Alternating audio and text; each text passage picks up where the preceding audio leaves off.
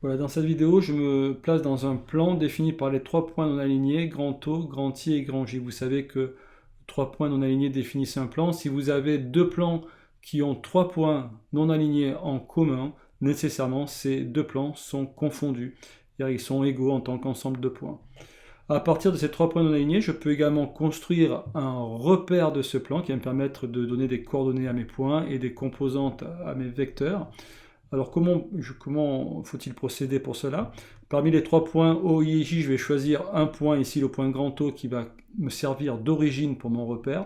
Et à partir de ce point grand O, je vais définir deux déplacements élémentaires, I et J. Alors comment je les définis à partir des points O, I et J?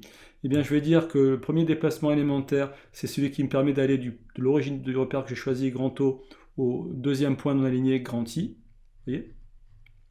Donc c'est un carreau vers la droite. Et mon deuxième déplacement élémentaire, que je vais appeler petit j, le vecteur petit j, me permet d'aller toujours de l'origine du repère, mais cette fois au troisième point non aligné, qui m'a permis de définir mon plan. Voilà, à partir de mes trois points non alignés, j'ai utilisé un des points comme origine du repère. Les deux autres m'ont servi de point d'arrivée pour définir, à partir du point de départ, origine du repère, deux déplacements élémentaires.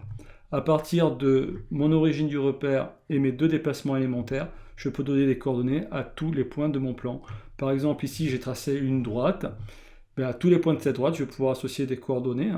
Et en particulier, cette droite, je l'ai construite à partir du point grand A. Je me suis donné un point qui appartient à cette droite, qui est le point grand A, qui a pour coordonnées 1, 5. Ça veut dire que pour aller de l'origine du repère au point grand A, j'ai effectué une fois le vecteur I. Et après, à ce déplacement, j'ai commencé mon déplacement, j'ai fait une fois le vecteur I, et puis ensuite j'ai continué en faisant 3 fois, j'ai poursuivi mon chemin, si vous voulez, en faisant 5 fois le vecteur J, pour, en partant de grand O, arriver au point grand A. De même, ici, quand je dis que les coordonnées du point grand B, c'est 5, 7, ça veut dire que pour aller de grand O à grand B, je fais 5 fois le vecteur I, plus 7 fois le vecteur J. Alors cette droite, je l'ai définie grâce au point grand A, et pour définir une droite, il me faut un point et une direction. Cette direction, c'est le vecteur U ici qui me la donne. Vous voyez, si je modifie le vecteur U, je vais modifier la direction de ma droite. D'accord, à chaque fois, cette direction est celle du vecteur U. Alors, voilà, pour construire ma droite, qu'est-ce que j'ai fait? J'ai construit le point A1, tel que pour aller de grand A à A1, je fais une fois le déplacement défini par petit u. Et une fois que j'ai eu ces deux points, j'ai pu tracer la droite. Sur cette droite, j'ai après construit deux points B et C quelconques, que je vais pouvoir déplacer également. Et alors si ces points B et C, par exemple, je les mets à cet endroit-là, vous voyez que j'obtiens les coordonnées B 5, 7, les coordonnées du point grand C 9, 9. Et quand on calcule les composantes du vecteur BC, donc c'est coordonnées du point grand B, du point grand C, moins coordonnées du point grand B, on obtient 4, 2, ce qui veut dire que pour aller du point grand B au point grand C, je dois faire 4 fois le vecteur I, plus 2 fois le vecteur J. C'est bien ça, les composantes d'un vecteur. Elle m'indique le déplacement. Alors l'avantage, c'est que quand vous avez un repère, pour les composantes d'un vecteur, vous avez juste besoin d'une base, I et J. Vous voyez qu'à chaque fois, par exemple ici, mon vecteur directeur de la droite petit u, eh bien, ces composantes sont 2, 1. Je peux écrire que petit u est égal à 2 fois I plus 1 fois J. Ces composantes sont 2, 1. Et là, j'obtiens pour le vecteur BC 4, 2. Alors, c'est pas un hasard. J'obtiens que le vecteur BC est égal à 2 fois le vecteur U. C'est une propriété très importante et que cette vidéo va nous permettre d'illustrer, de montrer, de visualiser correctement parce qu'elle est vraiment très très importante.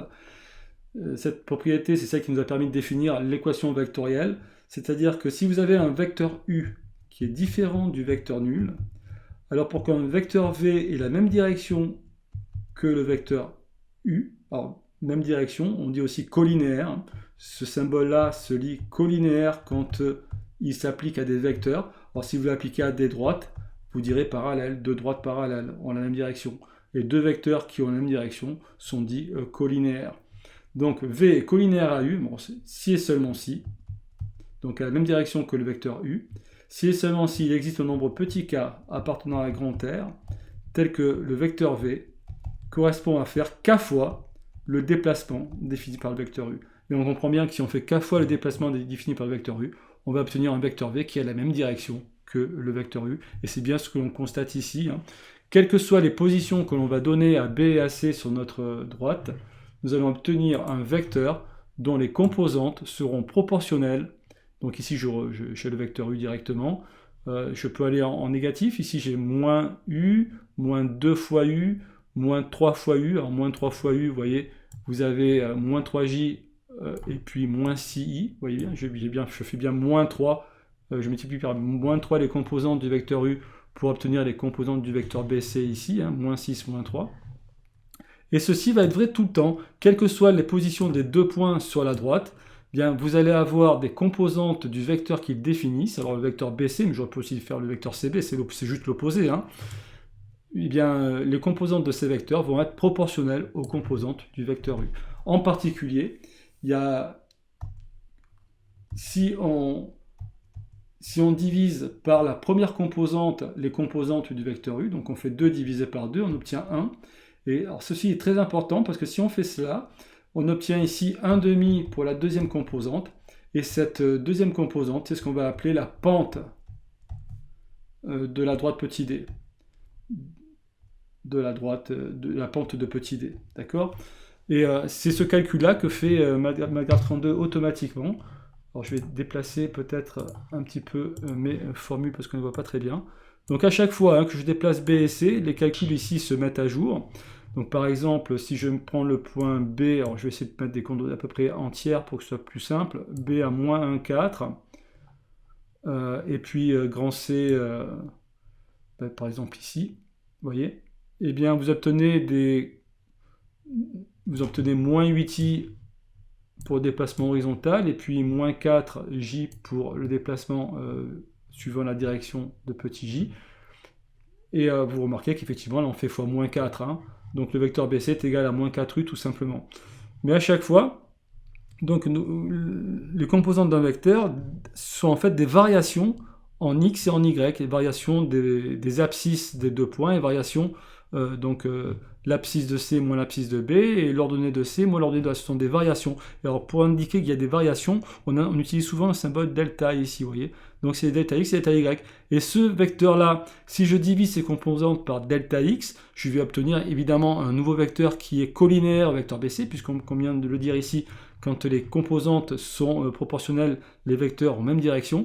Si je divise par delta x des deux composantes, j'ai bien un deuxième vecteur dont les composantes seront proportionnelles. J'ai multiplié par 1 sur delta x. Alors évidemment, il faut que delta x soit différent de 0. Donc il faut le noter peut-être aussi. Cette notion de pente n'existe que parce que j'ai pu diviser par 2 ici. Et pour pouvoir diviser par 2, il faut que la première composante du vecteur directeur de ma droite soit différente du vecteur nul. Donc cette première composante, on peut l'appeler ux. Donc je dois avoir ux différent de 0. Et dans ce cas-là, eh bien, la pente de ma droite va être tout simplement uy divisé par ux. La première composante, la deuxième composante du vecteur u, divisé par la première composante du vecteur u.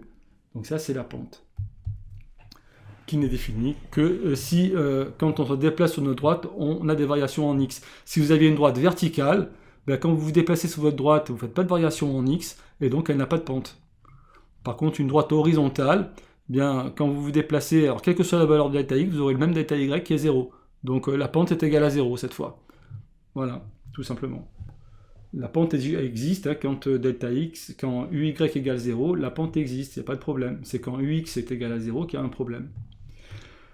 Et voilà, et donc ici, vous voyez, cette vidéo permet vraiment à chaque fois de faire des calculs en direct. On calcule ici delta y sur delta x, et on obtient toujours le même nombre, 0,5. Donc résultat très important à retenir, on va le retrouver dans la description que je vais faire maintenant un peu plus théorique. Mais vraiment, voilà, important de bien comprendre, quand deux vecteurs ont même direction, on dit qu'ils sont collinéaires, et dans ce cas-là, leurs composantes sont proportionnelles. C'est quelque chose de très important à bien retenir. Voilà, je vous remercie de votre... Alors, juste quand même, puisque j'ai quand même fait ce petit outil... Donc je vous ai dit que quand je changeais je changeais la direction. Alors si je prends évidemment pour le vecteur directeur, directement une première composante égale à 1, et bien la deuxième composante vous donne directement la pente, puisque si ux égale 1, vous avez pente égale uy. Et vous voyez ici, mon vecteur directeur c'est u1, 1, et vous retrouvez ces composantes ici, puisque j'ai imposé à mon vecteur directeur d'avoir 1 en première composante. Donc si par exemple, je garde 1 en première composante et que je mets 2 en deuxième, j'ai une droite de pente égale à 2. Si je mets 1 en première composante et 3 en deuxième, j'ai une pente égale à 3. Je retrouve ici 1, 3. Et évidemment, vous pouvez déplacer votre point B. Alors là, je peux peut-être... là, mon point C a disparu parce que je prends des... Voilà, le point B est là. Je vais prendre des points B et C assez rapprochés. Donc 1, 2, 3... Alors je peux même remonter un petit peu ici pour qu'à chaque fois les points B et C apparaissent. Hein. Mais à chaque fois, je peux déplacer les points B et C sur ma droite. Vous voyez que ça ne change absolument pas le vecteur, le delta Y sur delta X des composantes du vecteur BC. Donc par exemple ici, hein, moins 2,06 et moins 6,19, le rapport. Alors là, vous voyez que c'est pas exactement 3, mais c'est simplement parce qu'il y a des arrondis, hein, mais on est quand même proche de 3. Hein. 3 fois 2,06, ça fait 6,18. Et là, on a 6,19. C'est normal, parce que mes points, je les place pas forcément sur des valeurs... voilà. Là, ici, j'ai que des valeurs arrondies. En fait, j'ai arrondi à 2 décimales. Mais évidemment, il y a plus de décimales. Mes coordonnées, c'est pas 6,33 et 2,11 exactement. Enfin, voilà. Et alors, évidemment, je peux avoir aussi une droite avec une pente négative. Hein. Voilà. Quand la pente est négative, ma droite qui est... on dit qu'elle est décroissante pour des delta x positifs chez des delta y qui sont négatifs. Et en particulier, quand delta x égale 1, eh bien, le delta y est négatif et est égal à ma pente. C'est très important. Ici, la pente vaut moins 2. Quand j'avance de 1, je monte. Alors imaginez, je mets le point ici, le point grand B à cet endroit-là. Eh bien, si le point grand C, je le place de telle façon à avancer horizontalement de 1, eh bien, le delta y sera égal à 2, comme vous le voyez, à moins 2, comme vous voyez ici, hein, moins 2.